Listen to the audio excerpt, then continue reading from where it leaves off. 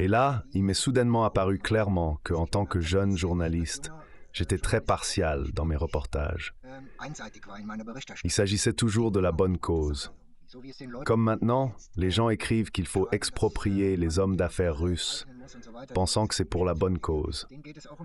Ils croient que Poutine veut restaurer l'Union soviétique ou l'empire des tsars, et c'est pourquoi il envahit un pays après l'autre. Beaucoup de journalistes pensent qu'ils ne doivent pas rapporter sur les comportements criminels, par exemple dans le gouvernement à Kiev, parce qu'ils nuiraient sinon à la bonne cause.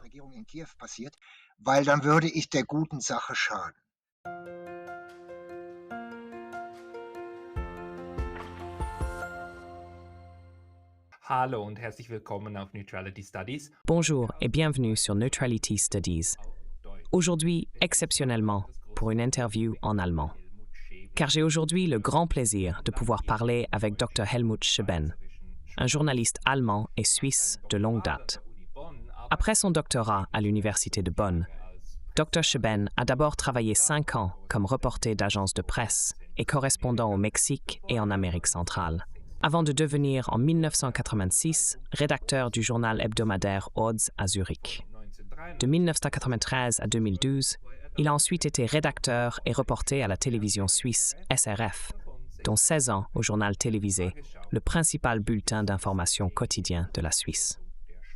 Dr. Scheben s'est occupé pendant de nombreuses années en tant que professionnel des médias de la guerre, et, ces dernières années, de plus en plus de la représentation de la guerre dans les médias, c'est-à-dire de la portraitisation et de l'image de la guerre dans le journalisme local. Il a publié l'année dernière un essai intitulé « C'est ainsi que j'ai perdu la foi dans les médias établis ». Nous voulons parler aujourd'hui de cela et de la propagande dans notre paysage médiatique. Bonjour, Monsieur Dr. Scheben. Hallo, Herr Dr. Scheben. Oui, bonjour, Monsieur Lothaire. Monsieur Scheben, vous écrivez dans votre essai très intéressant ce qui suit. Je me suis laissé tromper par les médias eux-mêmes, mais cela a pris du temps avant que je m'en rende compte. Le Süddeutsche Zeitung, le Frankfurter Rundschau, le Neue Zürcher Zeitung, le Spiegel et d'autres journaux étaient mes médias de référence lorsque j'apprenais le journalisme. Qu'est-ce qui vous est arrivé? Comment avez-vous été trompé? Et quand l'avez-vous remarqué? Wie wurden Sie getäuscht und wann haben Sie das bemerkt? Oui, c'est une longue histoire. Je devrais en fait revenir à mon époque en Amérique latine. Là-bas, j'ai travaillé pendant un certain temps comme journaliste, et ce n'est qu'après coup que j'ai réalisé à quel point j'étais alors affecté par une censure intérieure. À l'époque, je pratiquais un journalisme de plaidoyer qui prenait le parti des mouvements de gauche et des mouvements populaires en Amérique latine. C'était simplement une autre époque. En tant que jeune révolutionnaire mondial, on se sentait aussi en tant que journaliste obligé de soutenir les mouvements populaires et insurrectionnels en Amérique latine. Ce n'est que plus tard que j'ai réalisé que je n'aurais rien écrit qui aurait pu nuire à la révolution. Cela signifie que ma couverture était très unilatérale. Tout ce qui ne servait pas à la bonne cause était retouché, ou pourrait-on dire presque chirurgicalement enlevé. Nicht der guten Sache diente. Und die gute Sache, damit meine ich Et la bonne chose, par là je veux dire les soulèvements populaires en Amérique latine, qui étaient monnaie courante à l'époque, les insurrections armées, et les journaux, les médias, pour lesquels je travaillais à l'époque, étaient en grande partie des médias de gauche. Par exemple, le Berliner Taz ou le Voz, le journal hebdomadaire de Zurich, mais aussi des médias de gauche au Mexique. Par exemple, j'écrivais de temps en temps un article pour El Dia, un journal de gauche libérale au Mexique, et d'autres médias de gauche en Amérique latine. J'avais l'avantage de pouvoir écrire dans les deux langues. J'ai alors réalisé que le Taz, le quotidien berlinois par exemple, n'aurait pas imprimé un article qui traitait de manière critique des problèmes internes dans le mouvement de guérilla. Donc par exemple, des règlements de compte avec la mitraillette, des règlements de compte internes, certaines tendances staliniennes, c'est-à-dire l'exécution de personnes parce qu'elles étaient soi-disant des traîtres ou politiquement peu fiables. Je pourrais citer de nombreux exemples. En tout cas, à cette époque, une telle chose n'aurait pas été imprimée dans les médias pour lesquels je travaillais. Cela n'aurait tout simplement pas été imprimé. J'ai ensuite réalisé que cela ne s'appliquait bien sûr pas seulement à l'engagement du côté gauche, mais aussi de la même manière à l'engagement du côté droit. Engagement auf der linken Seite, sondern auch genauso für Engagement auf der rechten Seite. Vous avez qualifié cela de journalisme d'opinion, n'est-ce pas? Personnellement, je suis plutôt ambivalent à ce sujet. Si le journalisme d'opinion vient d'un endroit où l'on sait à quoi s'attendre, cela me dérange moins. Donc, avec le WOTS, avec le TATS, je sais que je lis un journal de gauche. Il est alors clair pour moi qu'une perspective de gauche est présentée. Mais quand les journaux essaient de prétendre qu'ils sont la vérité objective, alors j'ai un problème avec cela. Il faut bien informer le lectorat de quel côté du spectre on se trouve lorsqu'on diffuse un récit. N'est-il pas vrai que le journalisme a perdu quelque chose, quand aujourd'hui, presque chaque journal prétend faire du journalisme de qualité qui reflète la réalité?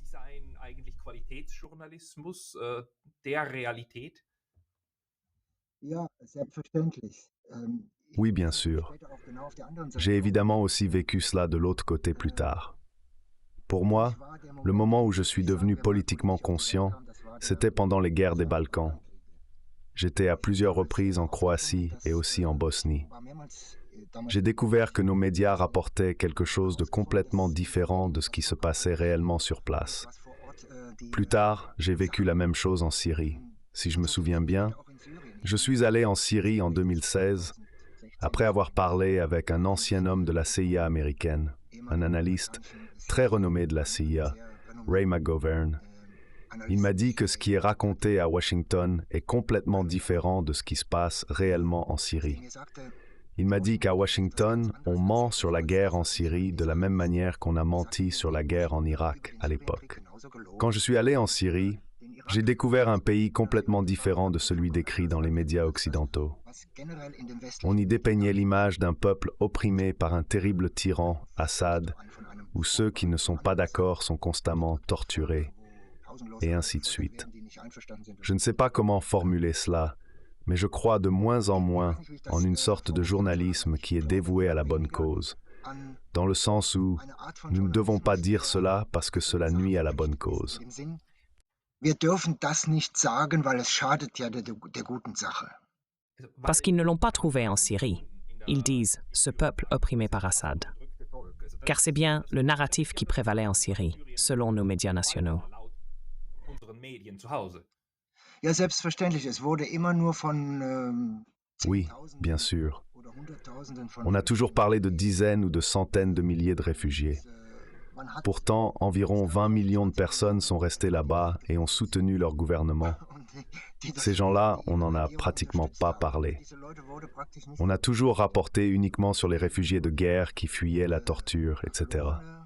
Aujourd'hui, on sait qu'une grande partie des jeunes qui ont fui à l'époque étaient en partie des djihadistes qui avaient déposé les armes parce que cela ne servait plus à rien ou parce qu'ils étaient en fuite.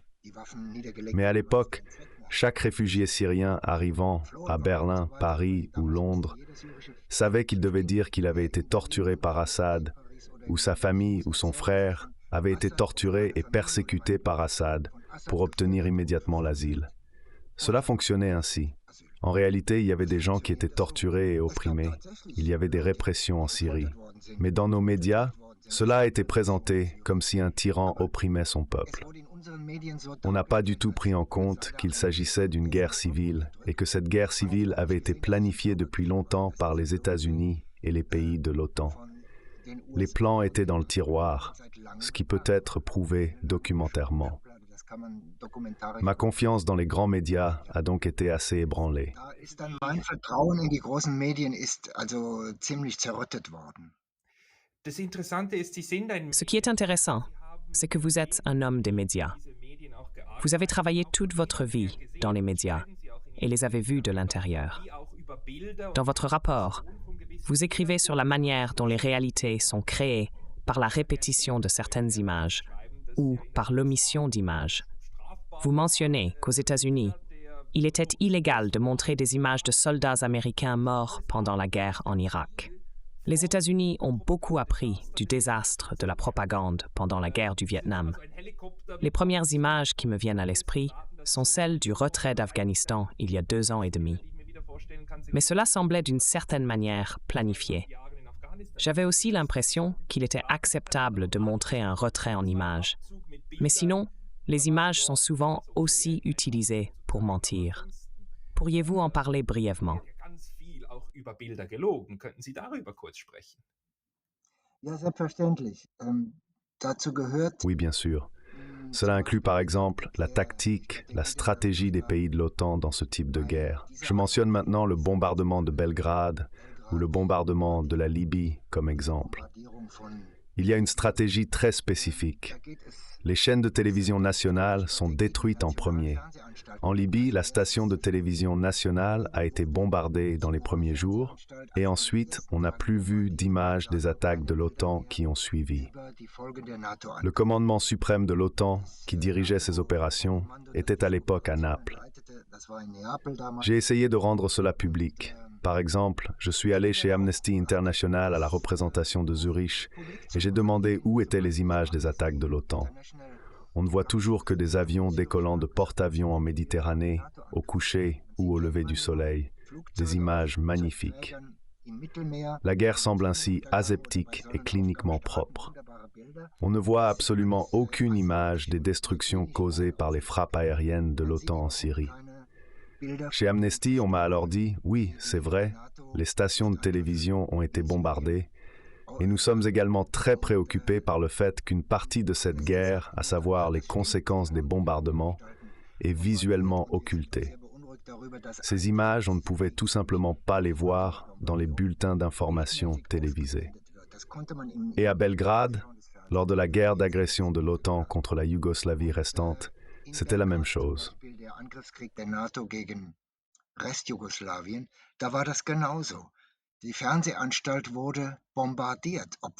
La station de télévision a été bombardée, bien qu'elle n'ait rien à voir avec des objectifs militaires. Lors de cette attaque contre les studios de télévision à Belgrade, 16 personnes sont mortes. Je tiens à souligner une fois de plus que ma formation politique a eu lieu pendant les guerres des Balkans. Là, j'ai vu à quel point on pouvait mentir massivement. J'ai essayé de lutter contre cela. Je connais, de ma propre expérience et celle d'autres journalistes qui cherchaient à fournir une couverture plus équilibrée, des exemples de la manière dont ils ont été attaqués par un groupe de journalistes mainstream. Un collègue de la Weltwoche, qui était à l'époque un journal plutôt de gauche libérale et qui est aujourd'hui plutôt conservateur, m'a dit qu'il avait essayé de publier un droit de réponse pour montrer comment des histoires de propagande étaient inventées. Il m'a dit qu'il devrait être heureux de pouvoir garder son emploi. Il semble qu'il y ait un mécanisme, réflexe, parmi de nombreux journalistes qui attaquent quelqu'un qui remet en question le récit officiel. Cela m'est personnellement arrivé dans mon activité journalistique. Quand ça vous est-il arrivé?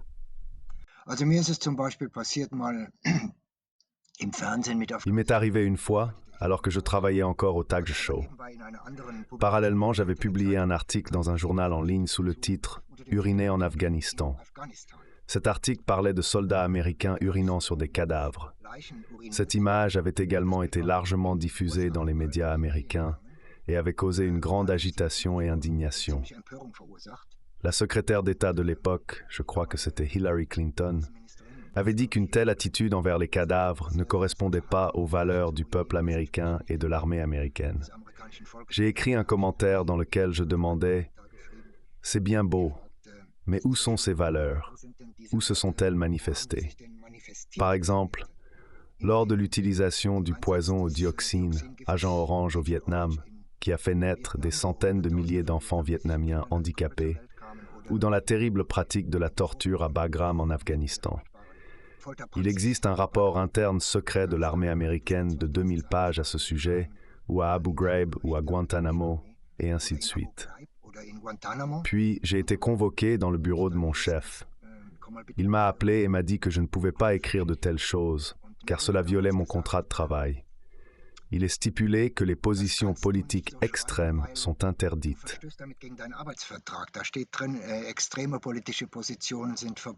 Position politique extrême. Oui, j'ai répondu, où est donc l'extrême? J'ai écrit la même chose que ce qui était à lire dans le Washington Post et même dans le Herald Tribune et le New York Times. La réponse du chef de l'époque au journal télévisé était « Je ne l'ai pas encore lu, mais quelqu'un d'en haut s'est plaint. » Et j'ai demandé qui s'est plaint. La réponse était « Je ne peux pas te le dire. » Mais tu veux aussi passer le temps que tu as encore ici au journal télévisé sans problème. C'était en fait une menace directe et pas un bon conseil. À l'époque, j'ai cédé parce que j'étais bien sûr plus âgé et qu'il n'aurait pas été facile de trouver un autre emploi. Mais c'est juste un exemple de comment ça fonctionne. Bien que je, et ça sera probablement votre prochaine question, ne pense pas que cette répression directe, cette censure directe du chef sur les employés soit la norme. La chose est beaucoup plus subtile et beaucoup plus compliquée.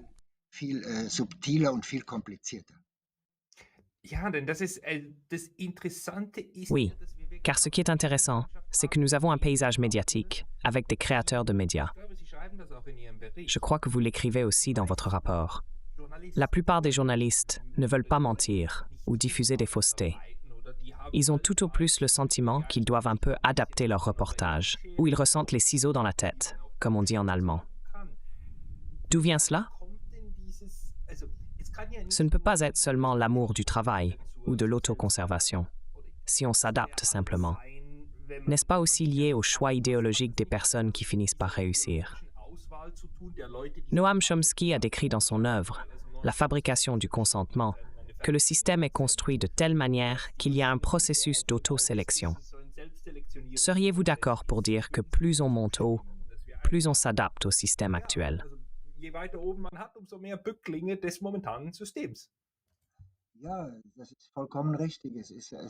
Oui, c'est tout à fait juste.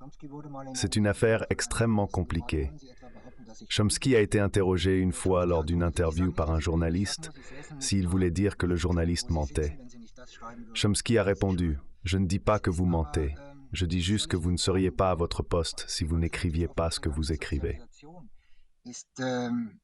C'est comment dire, toute notre socialisation est déterminée par l'idéologie, par les histoires que nous nous racontons les uns les autres.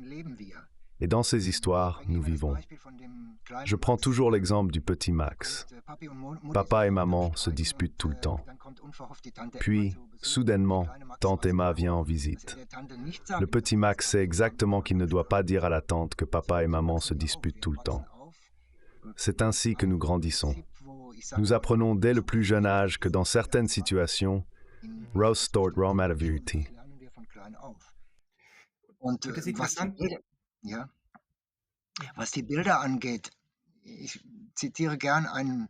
ce qui concerne les images, j'aime citer un ami guide de montagne et photographe de montagne, Robert Bosch, également appelé Schröbi Bosch, de Suisse. Il a dit un jour que les images de presse et les images médiatiques ont très souvent tendance à mentir. Si je reçois la mission de la part du magazine Stern de montrer à quel point les Alpes sont surcivilisées et terriblement construites, alors je prends ces photos dans le même paysage où je photographie, lorsque Swiss Tourisme me donne la mission de montrer à quel point les montagnes suisses sont merveilleusement romantiques. C'est là le problème. Une journaliste amie, Karen Lockefeld, m'a raconté qu'un caméraman lui a dit « Tu ne vois que ce que tu sais. Cela signifie que tu ne peux voir que ce que tu sais. Tu sais toujours à l'avance ce que tu verras. Tu as en tête les images dont tu as besoin. » Et je pense que le problème est là. Nous sommes tellement influencés par toute notre histoire de vie, notre environnement, par l'idéologie, mais aussi par la pression de devoir et vouloir appartenir. Il est très difficile pour les journalistes de se positionner à un moment donné contre l'opinion publiée, contre l'opinion majoritaire. Et cette majorité d'opinion est bien sûr, comme Chomsky l'a très justement observé, créée dans un processus politique, le manufacturing consent.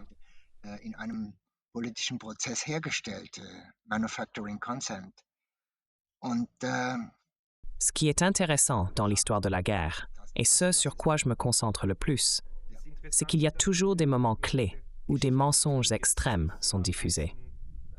Ces mensonges sont ensuite maintenus pendant un certain temps, jusqu'à ce qu'ils finissent par s'effondrer. Mais au moment où ils s'effondrent, plus personne ne s'y intéresse. Des exemples incluent les armes de destruction massive, le golfe du Tonkin, l'histoire des bébés sortis des couveuses au Koweït. On pourrait continuer cette liste indéfiniment. Ou prenons le soulèvement de Maïdan, qui a été présenté comme une révolte populaire, où le méchant Yanukovych aurait tiré sur son propre peuple. Nous savons maintenant que cela n'est pas vrai. Même les Ukrainiens disent que cela n'est pas vrai. Ils ont enquêté sur ces cas et ont conclu que cela ne correspond pas à la vérité. Mais cela n'intéresse plus personne maintenant, parce que la politique est l'art de dominer le narratif pour le moment, pendant 6 semaines. Comment pouvons-nous expliquer que ces mensonges, qui viennent toujours des mêmes personnes, se propagent encore et encore dans le paysage médiatique? Tout le monde ne les croit pas. Il y a des dissidents qui appellent à la prudence. Mais ceux-ci sont immédiatement criés au silence. D'où vient ce réflexe de crier au silence ceux qui disent « Attendez, cela pourrait aussi être un mensonge ». Moment, pass mal auf, das könnte auch gelogen sein. Oui, je ne peux peut-être pas répondre précisément à l'origine de ce réflexe. Mais un facteur est certainement la conférence de rédaction. Là, il pourrait être dit que certains scientifiques affirment qu'un changement du Gulf Stream pourrait entraîner une ère glaciaire et non un réchauffement climatique. Je peux imaginer que le rédacteur en chef décide lors de la réunion de rédaction du matin de ne pas trop insister sur ce sujet, car cela remettrait en question l'opinion actuelle. J'ai observé des situations similaires pendant la période du corona. Des scientifiques critiques ont exprimé que le vaccin avait été développé trop rapidement et n'était pas assez sûr. Il fallait être prudent et on ne pouvait pas simplement mettre 100% de la population en quarantaine si le virus n'est mortel ou particulièrement grave pour 98% des gens. Il y a des moments où l'opinion publique est si forte que certaines présentations sont presque avidement acceptées par les médias et un grand nombre de personnes, parce qu'elles expriment exactement ce que les besoins émotionnels et mentaux des gens sont à ce moment-là. Emotionalen und mentalen Bedürfnisse der Leute in dem Moment sind. Also das Foto von Bergamo, von den Lastwagen in Bergamo, das ist ja... La photo des camions à Bergame est fascinante. C'était frappant de voir comment les politiciens de tous bords disaient que nous devions introduire des confinements et procéder à une vaccination de masse. Nous devons vacciner immédiatement des milliards de personnes dans le monde entier, sinon nous risquons des situations comme à Bergame. Sur la photo, on ne voyait rien d'autre que quelques camions militaires passant dans la nuit. Il s'est avéré depuis que le nombre de décès dus au corona n'était pas plus élevé que celui d'une grippe sévère normale en Italie, tant dans cette région que dans tout le pays. Cependant, la photo a été présentée comme si des camions militaires devaient être mis à disposition pour récupérer les nombreux corps. La véritable raison de l'utilisation de ces camions était que le gouvernement avait décidé de procéder immédiatement à la crémation de tous les décès dus au corona. Ces personnes ont été enterrées sans délai. Comme le crématorium de Bergame était trop petit, car normalement, il n'y avait jamais autant de crémations en même temps, les camions ont dû être utilisés.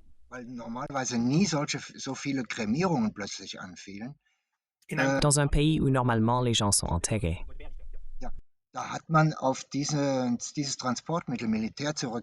On a eu recours à ce moyen de transport, l'armée, pour transporter des gens d'un crématorium à d'autres crématoriums partout.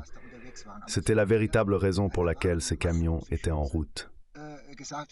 Mais cela a été, oui, pour moi c'est l'un des exemples classiques.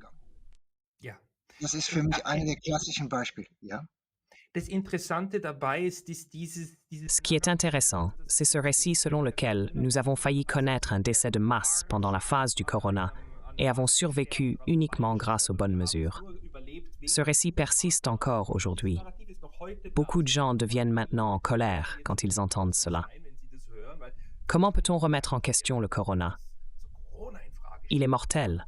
Beaucoup de gens sont morts. Comment peut-on dire une chose aussi maléfique?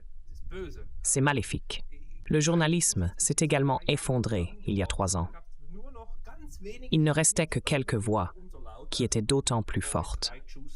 Boris Reitschuster est l'un des plus grands héros de l'histoire du journalisme allemand, et Gunnar Kaiser était l'un des philosophes les plus importants des 20 à 30 dernières années, qui est malheureusement décédé d'un cancer. Ces voix ont été d'autant plus remarquées qu'elles étaient nécessaires. Pour moi, c'était fascinant, car j'étais au Japon. Le Japon a suivi une stratégie Corona complètement différente, similaire à celle de la Suède.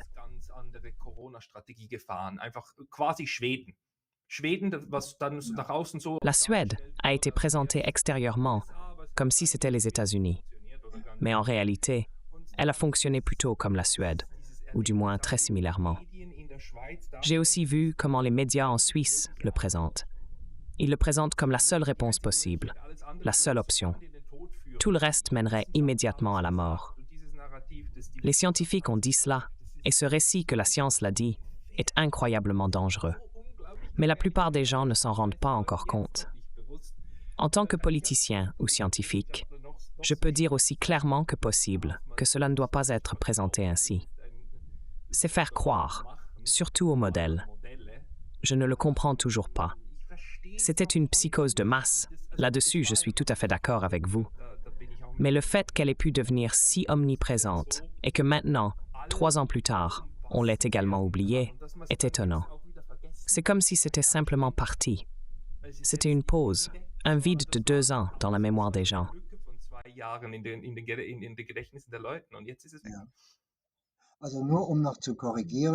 Alors, juste pour corriger cela, je dois peut-être ajouter que je ne suis absolument pas une personne qui est contre les vaccinations. Je ne suis pas contre le fait que les enfants soient vaccinés contre les maladies infantiles. Je suis également convaincu que c'était un virus très dangereux et qu'il fallait protéger les personnes âgées et les personnes à risque, donc les gens avec un système immunitaire fortement diminué. Je comprends tout à fait cela. Je pense juste que pour moi, le phénomène médiatique et, comme vous dites, la volonté immédiate de nombreuses personnes d'accepter ces mesures qui reposaient simplement sur la croyance était problématique. Il ne s'agissait plus de promouvoir l'immunité naturelle et les défenses naturelles du corps. Au contraire, on faisait comme si elle n'existait pas. On mettait tout notre espoir dans une vaccination. Et cela repose bien sûr sur la croyance que nous avons la nature sous contrôle. Nous avons tout sous contrôle. Si nous sommes juste assez stricts avec les gens et fermons tout en effectuant un confinement total, alors nous pourrions vaincre ce virus, ce qui est bien sûr une folie complète. C'est la chose la plus folle que j'ai jamais entendue.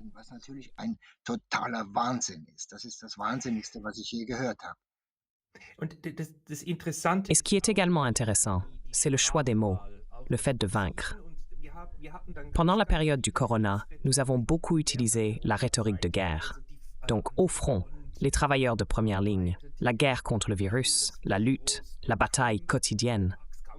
C'était vraiment une rhétorique de guerre. Je me disais déjà à l'époque que probablement la seule chose qui pourrait chasser le corona de nos esprits serait une guerre.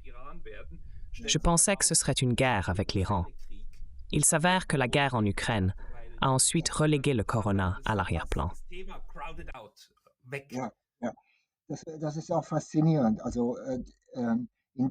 C'est également fascinant.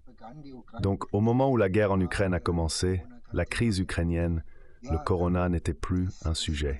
Oui, c'est ainsi que fonctionnent les médias.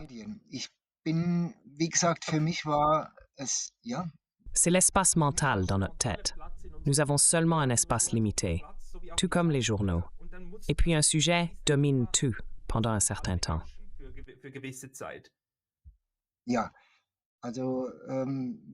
Oui, comme je l'ai dit, ce n'est qu'en vieillissant que je suis revenu sur des choses que j'avais vécues étant jeune, par exemple en Amérique latine.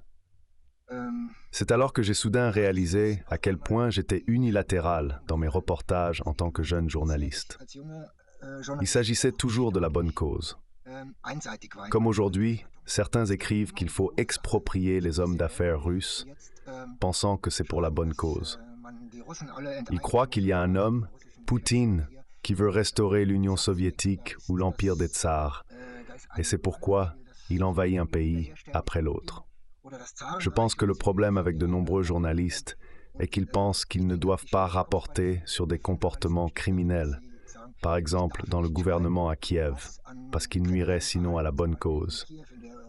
Ils choisissent de ne pas écrire à ce sujet. Cette décision n'est pas seulement prise par les rédacteurs en chef, mais elle est tellement ancrée chez de nombreux journalistes qu'ils ne viennent même pas à l'idée de demander pourquoi le gouvernement à Kiev laisse simplement tirer sur des gens considérés comme déloyaux. Warum lässt die Regierung in Kiew einfach Leute erschießen, die als unloyal gelten? Was sind das für Zustände in diesem Land, nicht wahr? Quels sont ces états de fait dans ce pays? Ils ont déjà abattu un grand nombre de personnes, simplement qualifiées de traîtres. Ces individus ne sont pas présentés devant un tribunal, mais simplement tués d'une balle dans la tête. Par exemple, l'un des délégués qui avait participé aux discussions à Istanbul au nom du gouvernement de Kiev a été abattu par les services secrets lors de sa fuite. On ne peut rien lire sur de tels incidents dans nos médias. Je pense que les journalistes manquent de temps. Ils sont toujours sous pression, car le paysage médiatique devient de plus en plus rapide. C'est un autre problème, mais aussi l'un des facteurs de ce dilemme. Les journalistes qui enquêtent sur cela n'écriraient pas à ce sujet, car ils pensent que cela pourrait nuire à la bonne cause, à savoir le droit international. Nous devons combattre la Russie. L'agression de Poutine doit avoir des conséquences, et nous devons d'une manière ou d'une autre gagner. L'Ukraine doit l'emporter. Cela a été souligné à plusieurs reprises lors de la conférence de sécurité de Munich.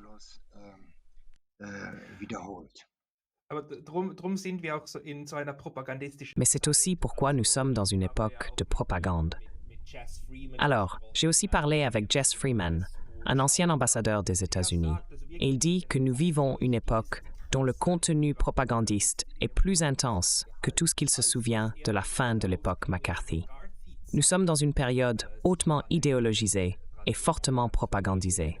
Et ce que je me demande, j'ai 38 ans, est-ce que c'était toujours comme ça? Est-ce que je ne l'avais juste jamais remarqué? Où sommes-nous actuellement à un sommet de la propagande? Que c'est maintenant si intense et que peut-être cela va diminuer par la suite. Et que c'était peut-être un peu moins avant.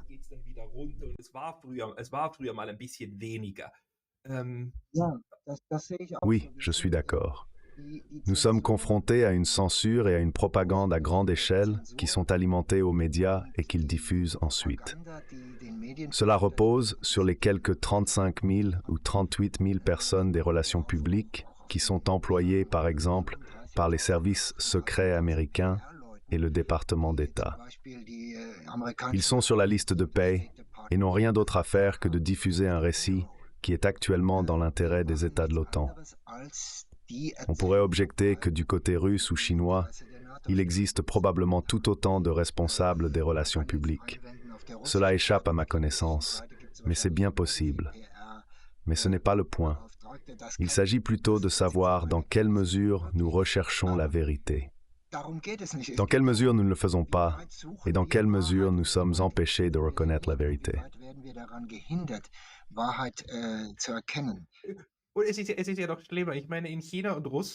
C'est en fait pire.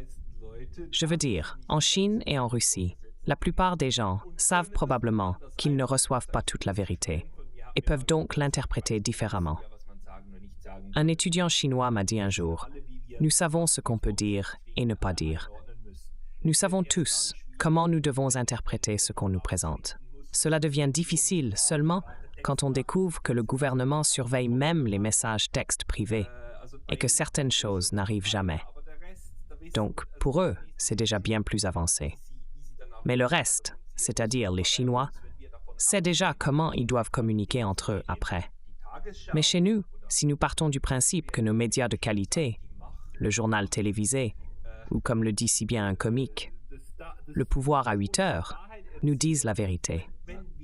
Et si nous croyons cela, si nous croyons que nous recevons toute la vérité, et pas seulement une partie de la vérité, alors nous sommes dans une cage de notre propre monde de croyances.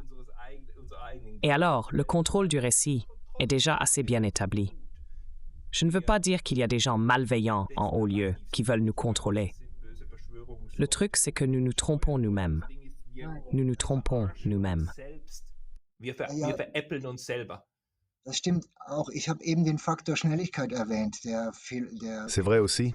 Je viens de mentionner le facteur vitesse. Le philosophe de la vitesse, Paul Virilio, disait que c'était une industrie de l'oubli. Dans les bulletins d'information, ce qui a été dit dans l'émission précédente est constamment recouvert sans arrêt. Cela signifie qu'un processus est en cours. Je l'ai toujours comparé à une usine de saucisses. Les tapis roulants fonctionnent si rapidement que personne n'a plus le temps de contrôler ce qui sort de la saucisse qui est produite. J'ai longtemps travaillé au journal télévisé, à la télévision suisse. On n'a jamais le temps de vérifier. Les nouvelles dans le journal télévisé sont des dépêches d'agence. Une recherche est impossible avec ce rythme de travail. Le matin au journal télévisé, à midi, le soir, 2, 3 et ainsi de suite. J'ai vérifié un cas une fois. Je ne sais pas combien de temps il nous reste. Puis-je raconter ça brièvement? Donc c'était après le 11 septembre. Ahmadinejad, le président iranien, avait fait une apparition devant les Nations Unies et avait prononcé un discours. Et dans les médias, le lendemain, il a été rapporté qu'Ahmadinejad avait dit que les Américains avaient fait le 11 septembre eux-mêmes. Point. Et cela a été rapporté de la même manière dans le journal télévisé suisse, dans l'émission de midi, où j'avais par hasard le service.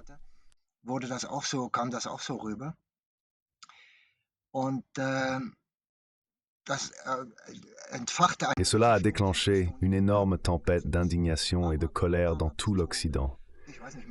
De Obama à d'autres, partout, il a été immédiatement dit que ce belliciste impossible de Téhéran avait affirmé que les Américains avaient mis en scène le 11 septembre eux-mêmes. J'ai enquêté sur la question et regardé quelles images arrivaient sur le serveur du Tagesschau la nuit et quels commentaires étaient publiés à propos de ces images. C'étaient toutes de brèves dépêches d'agence. Ahmadinejad a été cité disant que Bush et les Américains avaient orchestré cela. Mais il n'avait pas dit ça. Il m'a fallu un moment pour trouver le discours. Il avait parlé environ 1 heure ou 45 minutes, je ne me souviens plus exactement. De ce long discours, seule cette phrase a été citée. Ahmadinejad a dit ceci et cela, mais il ne l'avait pas dit. Lorsque j'ai lu le discours dans la traduction anglaise, j'ai vu qu'il disait qu'il y avait différentes explications pour le 11 septembre. Une explication était qu'un groupe de pirates de l'air avait détourné les avions et les avait fait s'écraser dans les tours. Une autre explication était que le service secret américain aurait peut-être eu des soupçons et l'a laissé se produire.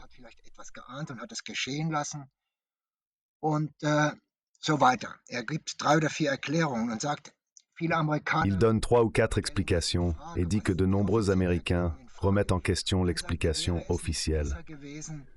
Et puis il dit qu'il aurait été préférable de procéder à une enquête minutieuse sur ces questions dans le cadre d'une coopération policière internationale, au lieu de lancer 2 guerres en Afghanistan et en Irak, qui n'ont apporté aucune clarification à cet égard.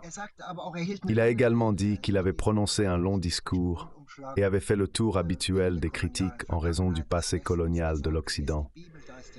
Il a dit « Voici la Bible, là est le Coran, les 2 livres parlent de paix, et il respecte les 2 livres. » C'était en gros un discours plutôt conciliant. Mais la seule chose qui est ressortie, c'est qu'Ahmadinejad a dit que c'était les Américains eux-mêmes. Quel journaliste, dans les émissions d'actualité du monde, avait à ce moment-là le temps de rechercher pendant une demi-heure, de trouver d'abord le discours aux Nations Unies, ce qui était compliqué, et ainsi de suite. Et même s'il avait fait cela et avait voulu faire un reportage plus équilibré, cela n'aurait pas été possible. Car un reportage dans le journal de midi sur ce sujet durait peut-être 2 minutes. En 2 minutes, on ne peut pas du tout transmettre cela.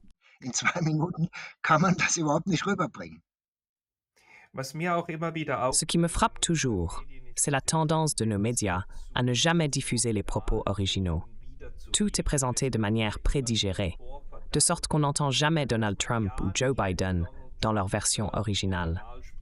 On a rarement l'occasion de les écouter pendant une longue période ou d'entendre un discours entier dans le ton original. Au lieu de cela, on entend toujours seulement de courts extraits. On écoute donc Poutine pendant 4 heures répondre aux questions des journalistes. Effectivement, et l'audace d'un Tucker Carlson de présenter pendant 2 heures le président russe non censuré à un public occidental est étonnante. Que cela soit possible, je trouve cela remarquable. Le tollé concernant l'interview de Tucker Carlson est, à mon avis, un tollé sur le fait que les gens peuvent aussi écouter l'original. Cela est considéré comme faux, comme mal. Ja, da fällt mir ein gutes Beispiel ein. Das war ja nicht immer so. Cela me rappelle un bon exemple. Ce n'était pas toujours le cas. J'ai dû chercher quelque chose dans les archives des années 30 et je suis tombé par hasard sur un article du Neue Zürcher Zeitung, NZZ, de septembre 1939 sur l'attaque d'Hitler contre la Pologne. À l'époque, Hitler avait prononcé un discours dans lequel il exposait son point de vue sur cette attaque. À mon avis, il espérait encore que les Britanniques ne l'attaqueraient pas vraiment. Le NZZ a publié l'intégralité du discours en première page, un véritable désert de plomb. Le discours entier d'Hitler a été imprimé mot pour mot, sans changer une seule phrase, le 1er septembre 1939 en première page du NZZ. Cela montre comment les temps ont changé. Peut-être y avait-il à l'époque des sympathies pour Hitler en Suisse. C'est bien possible. Mais c'était une autre sorte de journalisme. On voulait savoir ce qu'il avait à dire. Le NZZ n'imprimerait pas aujourd'hui une page entière avec le discours complet de Poutine. NZZ würde heute keine Seite 1 mit der gesamten Rede von Putin abdrucken. C'est encore pire. Poutine a écrit un article, je crois que c'était pour le Süddeutsche Zeitung, à l'été 2021, donc pour le 70e anniversaire de l'opération Barbarossa. Dans cet article, il a écrit de manière très conciliante, par exemple sur les atrocités commises par les nazis, pas par les Allemands, comme il continue de le faire aujourd'hui. Il dit encore aujourd'hui que nous ne devons pas charger les Allemands avec les dettes de leurs grands-parents. Le Süddeutsche a publié cet article et la tempête d'indignation en Allemagne a été grande parce que le Süddeutsche a osé le publier sans le commenter journalistiquement. Je m'en souviens très clairement. Suite à cela, le Süddeutsche a dû s'excuser. Da kam dann so richtig, die Süddeutsche musste sich dann entschuldigen. Ich glaube, es war die Süddeutsche. Ce ne sont toujours que des phrases isolées qui sont colportées. Et souvent, elles sont coupées de telle manière que le contexte suggère quelque chose de totalement différent de ce que les phrases veulent réellement dire. Prenons la célèbre phrase de Poutine, dans laquelle il a dit que la chute de l'Union soviétique avait été la plus grande catastrophe. Cependant, dans le même souffle, il a dit qu'il serait absurde ou idiot de rêver d'une renaissance ou d'une reconstruction de l'Union soviétique. Cette partie de la phrase a été omise parce qu'elle ne correspondait pas au narratif. Quand j'ouvre le journal ou que j'écoute le journal télévisé, je pourrais faire un tel commentaire sur chaque troisième phrase. C'est incroyable comment les informations sont raccourcies et orientées dans une certaine direction. Das Ganze in eine Richtung gebürstet wird.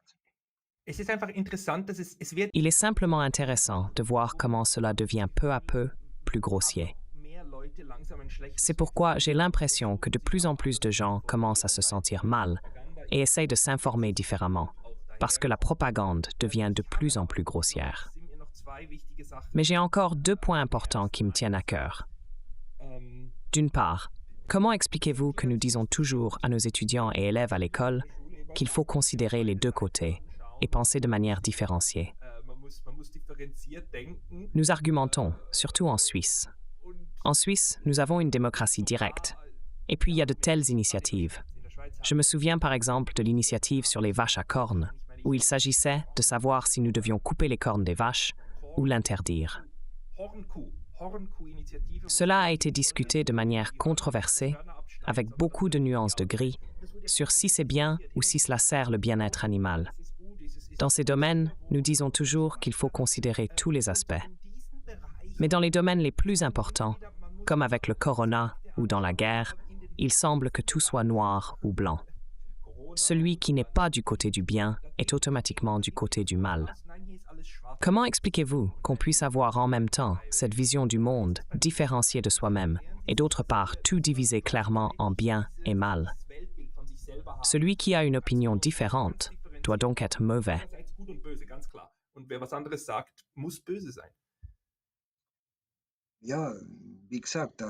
Oui, comme je l'ai dit, de puissantes industries de relations publiques sont à l'œuvre. Je viens de penser à quelque chose par rapport à ce que vous disiez plus tôt. La situation des médias a été fortement modifiée par les réseaux sociaux, c'est clair. De puissants groupes d'intérêt ont réalisé que les réseaux sociaux pouvaient également représenter un danger. Ils peuvent être influencés, manipulés, et des fake news peuvent y être diffusées. Mais les réseaux sociaux ont aussi offert une plateforme à de nombreuses voix d'opposition. Ce danger a également été reconnu. Les entreprises de haute technologie de la Silicon Valley travaillent en étroite collaboration avec les démocrates, donc avec l'administration Biden. Une censure matérielle complète a lieu. Les contenus qui ne correspondent pas au narratif sont supprimés.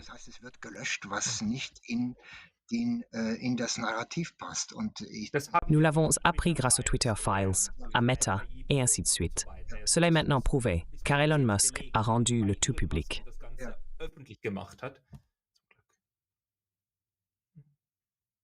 Oui. Et là, je pense qu'il y a aussi une chose que les médias ne soulèvent pas. Je lis ici et là quelque chose, mais le nombre énorme de sites Internet indésirables qui sont supprimés chaque jour est immense. Des millions de contenus sont retirés quotidiennement.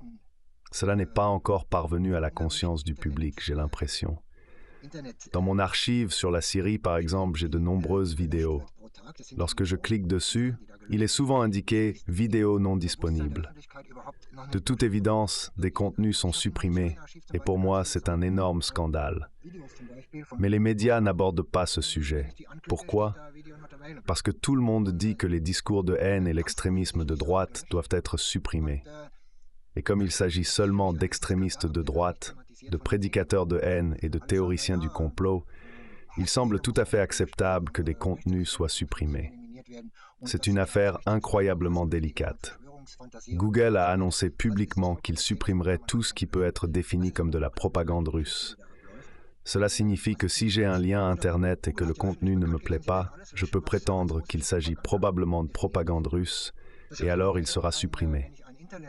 Google emploie des milliers de personnes qui ne font rien d'autre que supprimer des contenus. Ce scandale devrait en fait être abordé dans les médias, mais il règne un silence général sur ce sujet.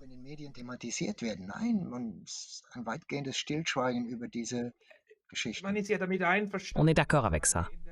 Je veux dire, dans l'U1 RT et Sputnik sont interdits. Heureusement pas en Suisse. C'est l'un des rares moments où je suis encore fier de la Suisse. La Suisse a officiellement déclaré que l'interdiction de ces stations ne correspondrait pas à notre code de valeurs. Mais cela arrive rarement, mais de temps en temps.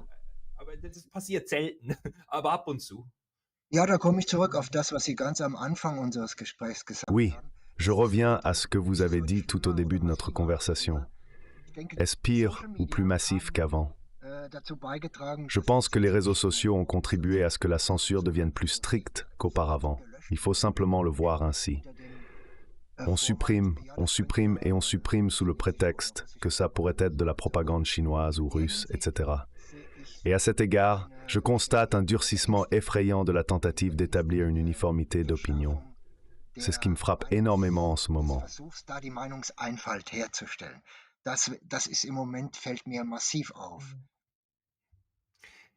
Encore une toute dernière question. Je ne prends même plus la peine de lire les médias suisses ou allemands. La raison est que j'ai la théorie que de toute façon, 95% de ce qui concerne l'actualité mondiale vient quasi directement des agences des États-Unis. Donc je vais directement au New York Times, au Washington Post et à quelques autres médias internationaux. J'ai l'impression que c'est un effet de ruissellement, parce que les Allemands prennent ce qui vient des États-Unis et les Suisses prennent ce qui vient d'Allemagne. Mon hypothèse est-elle justifiée ou diriez-vous qu'il y a quand même un peu plus de nuances? Das sehe ich genauso. Also der Einfluss der Je amerikanischen suis tout à fait d'accord. Medien ist überwältigend. L'influence des médias américains est écrasante. Übrigens auch im Irakkrieg so. J'ai constaté que cela était également le cas pendant la guerre en Irak et en Afghanistan. Hat sich zum Beispiel mal entschuldigt bei den Les médias américains, comme par exemple le New York Times, se sont excusés auprès de leurs lecteurs pour des informations erronées concernant la guerre en Irak. Tant le New York Times que le Washington Post publient des articles qui sont souvent plus critiques que ceux en Allemagne. Cela s'applique également aux magazines politiques influents Foreign Affairs ou Foreign Policy. Je lis régulièrement Foreign Affairs. Dans les deux magazines, il n'y a pas seulement des voix qui plaident pour une continuation de la guerre en Ukraine, derrière lesquelles se trouve parfois l'industrie de l'armement, qui n'a jamais autant gagné d'argent qu'actuellement. Ils publient également des opinions qui cherchent une autre issue et qui critiquent les liens avec l'énorme industrie de l'armement. Aux États-Unis, il y a une industrie de l'armement dans plus de 40 États.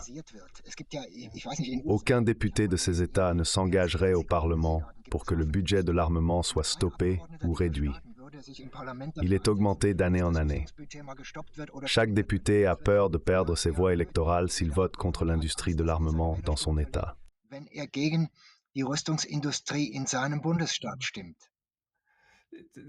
C'est le complexe militaro-industriel, et ainsi de suite, qui a également été très bien étudié. C'est simplement fascinant de voir que cela continue encore. Et c'est vrai ce que vous dites aussi. Donc ce n'est pas comme si nos médias étaient contrôlés de manière centralisée à 100%. C'est plutôt une sorte de processus de sélection.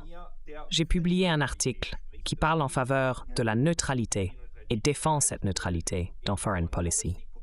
Et la NZZ a récemment publié un petit article de moi sur la neutralité positive, donc contre l'OTAN. Donc d'autres voix sont effectivement entendues, mais je sens qu'elles sont relativement peu remarquées. Nous ne pouvons pas prétendre qu'il y a une uniformisation à 100%, mais la manière dont les informations sont diffusées est relativement claire.